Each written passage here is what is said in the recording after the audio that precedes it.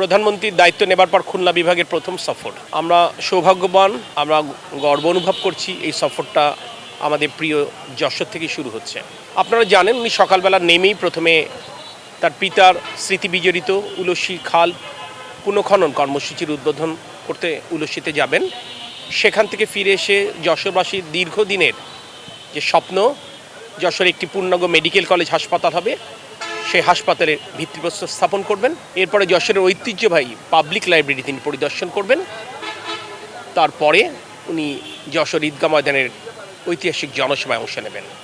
ঢাকায় ফেরবার আগে উনি কিছু সময়ের জন্য দলীয় নেতাকর্মীদের সাথে একটু মত বিনিময় করবেন। এই হচ্ছে তার সারাদিনের কর্মসূচি। আমরা জেলা প্রশাসন, পুলিশ প্রশাসন, সংশ্লিষ্ট মন্ত্রণালয়ের তার প্রাণান্তকর পরিশ্রম করছেন বিগত কিছুদিন যাবৎ। আমরা এই কর্মসূচিগুলো যেন সুষ্ঠুভাবে পারে সমন্বয়ের দায়িত্ব পালন করছি। এখন পর্যন্ত আমরা আশাবাদী যে ইনশাল্লাহ আগামীকাল আমরা একটা সুষ্ঠু এবং সুন্দর আয়োজন সম্পন্ন করতে সক্ষম হব। যশোরের মানুষের একটা ঐতিহ্য আছে, অতিথিপরায়ণ জেলা।